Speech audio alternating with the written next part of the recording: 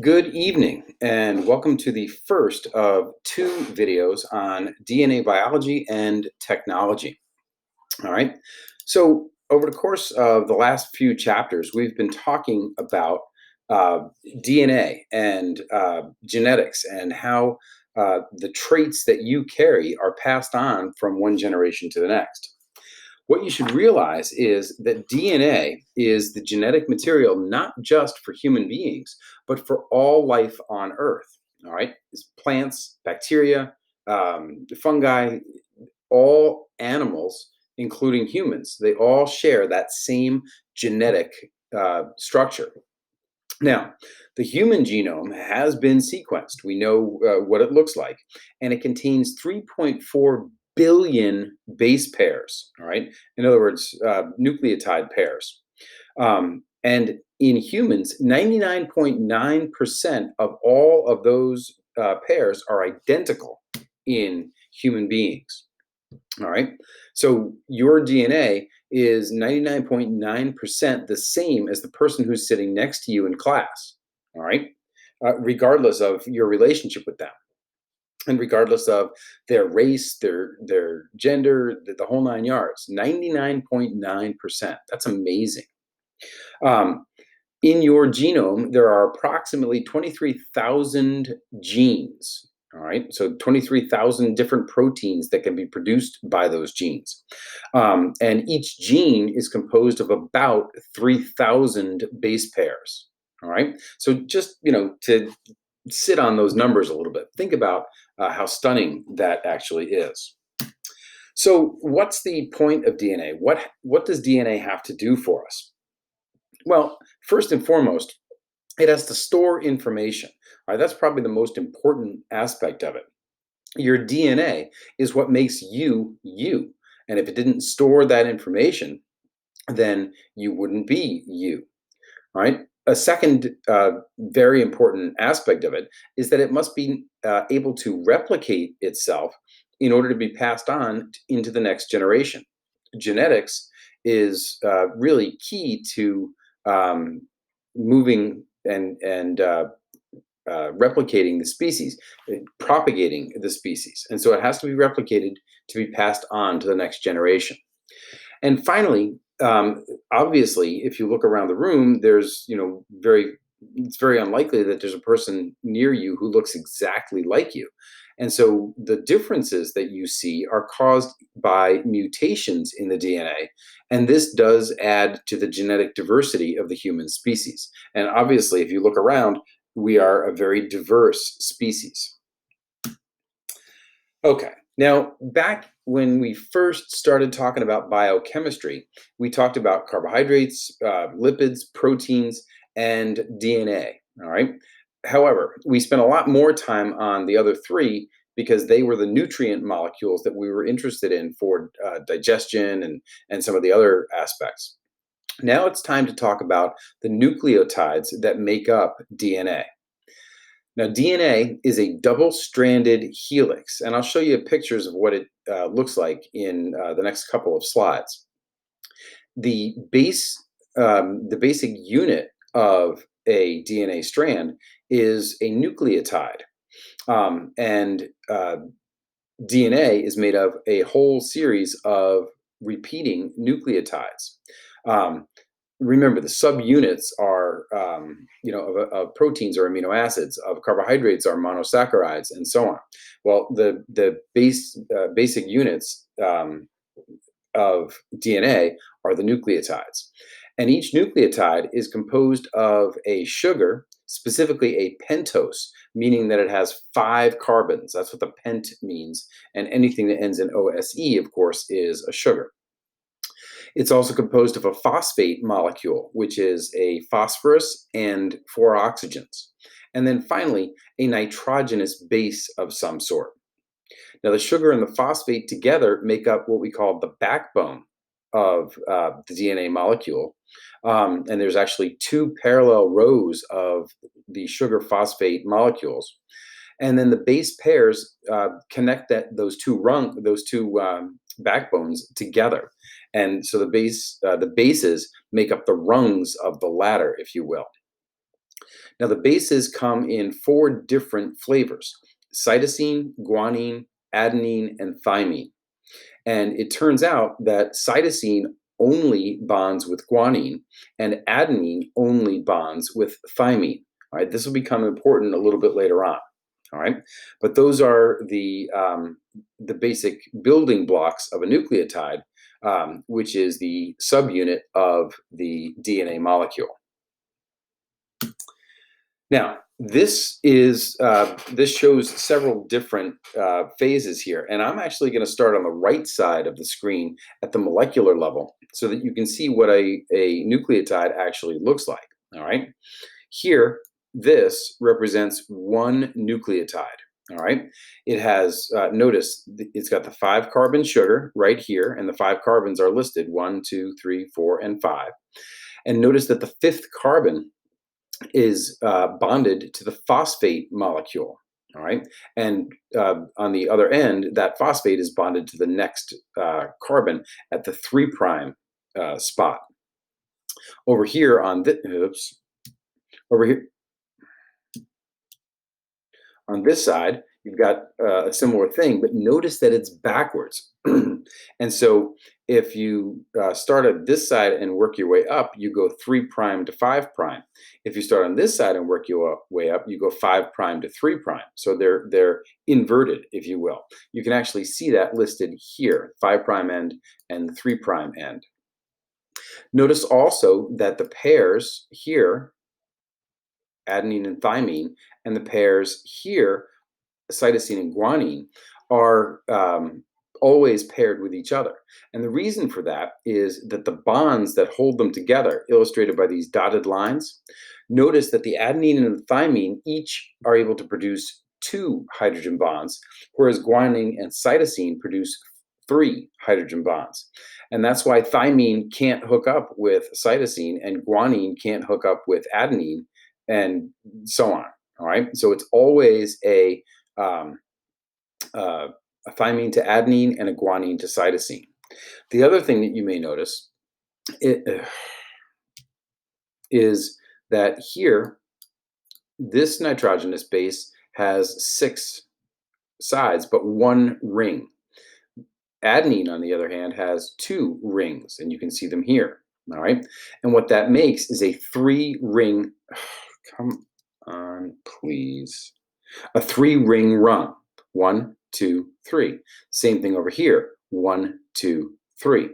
So if thymine was to hook up with cytosine, you'd only have a 2-ring rung. And if guanine hooked up with adenine, you'd have a 4-rung ring. Imagine a ladder where the rings were all different lengths as you went up the ladder. All right, obviously that wouldn't be very sturdy and it wouldn't work at all. The same thing is true at the chemical level with DNA. Now, over on the far left, you have what a DNA molecule actually looks like. And we call this structure a double helix. Okay. So, during the process of mitosis, and actually even at the beginning of meiosis, DNA has to replicate. So how does that happen? Well, it turns out that the first step is that the 2 strands unwind, all right? And they do this by breaking the hydrogen bonds between the guanine and cytosine and the thymine and the adenine. Complementary nucleotides are then added to each strand by a special enzyme called DNA polymerase. And you can see DNA polymerase. It's this brown egg-shaped thing that you see up here. It's an enzyme. And what it does is it helps to put the new nucleotides on the old strands. So each new double-stranded helix is made of 1 new strand and 1 old strand. All right, and this is what we call semi-conservative replication. Notice the color of the backbone here and here. So the green represents the old strand, the original strand of DNA. Notice in the new molecule that you got this old strand and this old strand, but in the middle, you're producing the new strands, all right? And so the parental DNA molecule contains so-called old strands, hydrogen bonded by complementary base pairing. All right. When replication occurs, the parental DNA is unwound and then unzipped, and new nucleotides will pair with those in the old strands. In the final picture down here, the replication is complete, and each new double helix is composed of one old strand, which we refer to as the parental strand, and one new strand, which we refer to as the daughter strand. Now, um, it is this it is the sequence of bases that actually makes each individual unique. Even though 99.9% of our DNA is exactly the same, at that 0.1%, there are differences. Maybe you have a guanine and a cytosine in a spot where someone else might have a thymine and an adenine. All right. These are small changes, but obviously they produce a great deal of genetic diversity amongst the human species. Okay, now another molecule that we need to talk about, and we've already mentioned this when we were doing biochemistry, is RNA. And RNA is ribonucleic acid instead of deoxyribose nucleic acid. This is another form of nucleotide-based molecule. The differences are that it is single-stranded. You don't have the double helix forming here, but it's still composed of repeating nucleotides. It is composed of a sugar phosphate backbone, although the sugar is ribose instead of deoxyribose. It's still a pentose. It still has 5 carbons in it, but the RNA molecule has one more oxygen than the deoxyribose. The bases are similar, but not identical. Uh, Here, we still have adenine, cytosine, and guanine, and the cytosine and guanine still hook up with one another. But in an RNA molecule, we have a new nucleotide, all right, to take the place of thymine. And so it's the adenine and the uracil that now bind together. Now, RNA comes in 3 different flavors. You have rRNA, which stands for ribosomal RNA. And this is an RNA molecule that works with certain proteins to form the organelles that we call ribosomes. Do you remember what the function of ribosomes was from chapter 3, cell structure? All right, it was the site of protein synthesis. So this is where we're making proteins, even though the ribosomes themselves are made of proteins. The second one is messenger RNA, or mRNA. And this carries genetic information from the DNA inside the nucleus to the ribosomes, which are found outside the nucleus in the endoplasmic reticulum and maybe floating around freely in the cytoplasm. Finally, there is tRNA, or transfer RNA. And this is a small piece of RNA that's floating around in the cytoplasm. And this actually brings amino acids to the ribosomes, where they're then joined together in a long chain to form a protein. Do you remember the process we use for this? All right, what process do we use to take individual subunits and make a polymer, a long chain of molecules? All right, if you recall, that was called dehydration synthesis. All right, but it's the tRNA that bring the amino acids to the ribosome so that the dehydration synthesis can string them together to make a protein.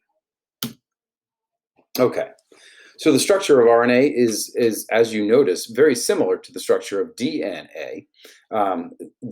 We've still got the sugar and phosphate backbone here, but the sugar, of course, is ribose as opposed to deoxyribose, and the nitrogenous bases are guanine, uracil instead of thymine, adenine, and cytosine. And of course, this still represents one nucleotide, all right? The sugar, the phosphate, and the nitrogenous base together, all right? So, what is the process that we use to go from a gene to a protein? All right. Well, uh, it's actually a two-step process for what we call gene expression. All right, because the expression of a gene is the production of a protein. The first step is what we call transcription. And in this case, DNA is read and it's used to form a messenger RNA molecule inside the nucleus of our cells. Okay. And so um, that mRNA molecule then leaves the nucleus and goes to the ribosomes where translation occurs. And this is when the mRNA molecule is read to form a protein inside the cytoplasm. Excuse me. It's not COVID, I promise. Anyway, we start out with the DNA double helix, all right? And although it's tough to imagine this double helix being unwound, this top strand here is the top strand. It would be this strand of the DNA molecule, all right? So you can see the C and the A. Here's this C and A, right? GAC, you see it here? GAC, all right? In any event, notice that the bottom half here is composed of mRNA, all right? And so in this case, rather than replicate the DNA, like we talked about a little while ago, now we're producing an mRNA strand. Now, the difference here is that the mRNA is a single strand, and eventually the original DNA molecule will actually come back together without replicating. Now, the mRNA, notice, is formed of the same type of nucleotides, but wherever there would have been a thymine in the DNA molecule, we now replace it with a uracil in the mRNA molecule. Now, an interesting aspect of mRNA is that they come in triplets that we call codons. All right, and so CGG will be the first codon in this case. UAC will be the second codon, and then UGG will be the third codon. All right, so CGG is the first, UAC is the second, and UGG is the third. Now, each of these codons hooks up with a specific transfer RNA, and that transfer RNA carries a specific amino acid. And so CGG codes for the amino acid arginine, UAC codes for the amino acid tyrosine, and UGG codes for tryptophan. All right. So we're going to get into this in a great bit more detail when we get to the second video in this set. But for now, transcription and translation. All right. Transcription is producing the messenger RNA molecule. Translation is reading that to form a string of amino acids or a polypeptide protein. Okay. So this picture just kind of illustrates the whole process as it works through.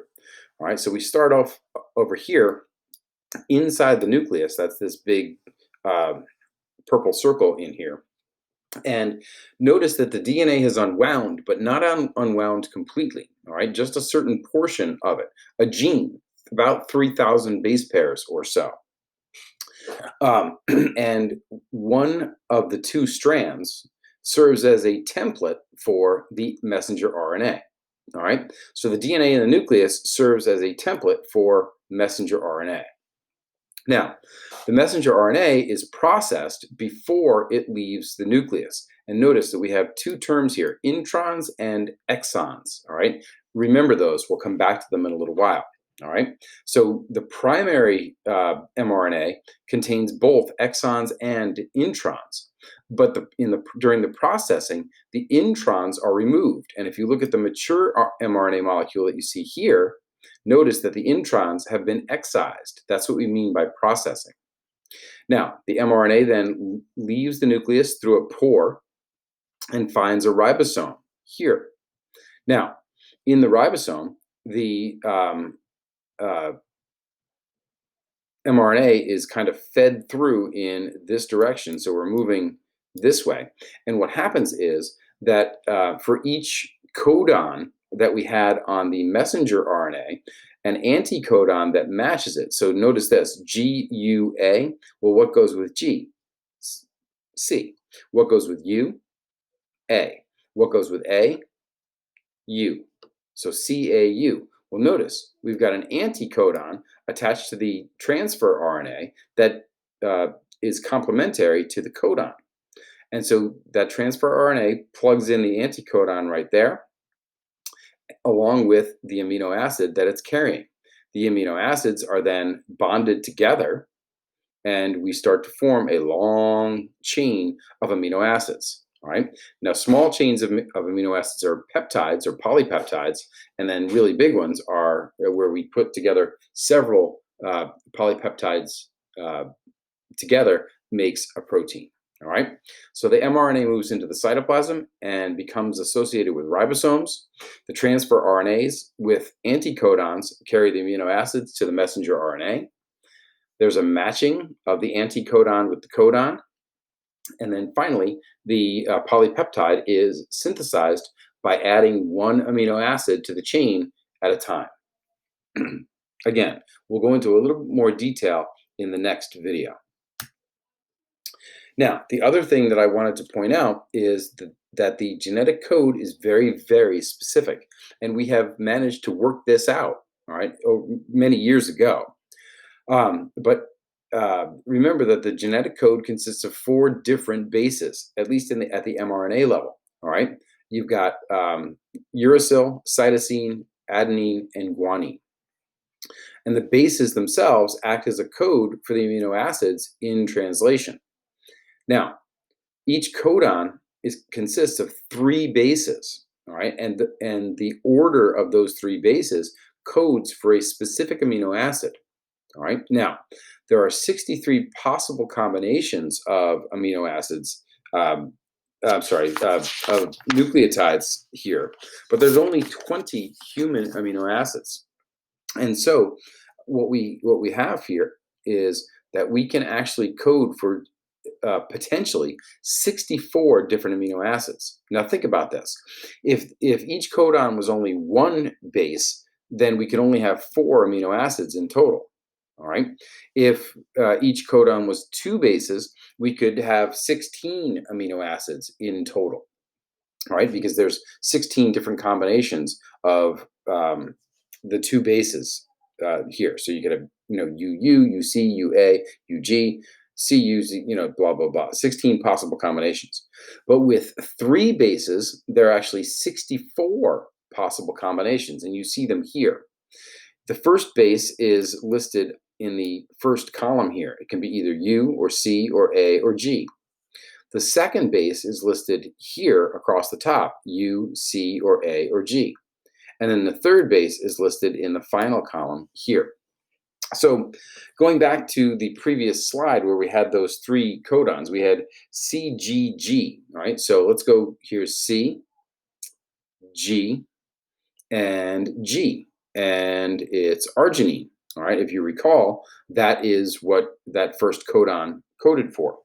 UAC, so U, A, C.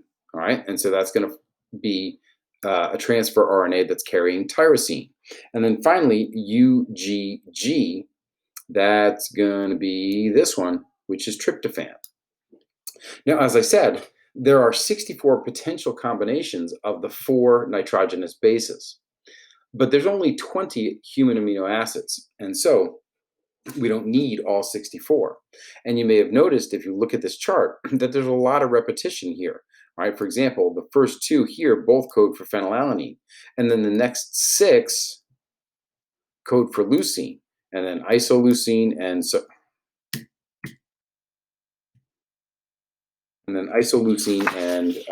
and so on. All right. So that, my friends, brings us to the end of our first video on DNA and biotechnology. And I hope you learned something.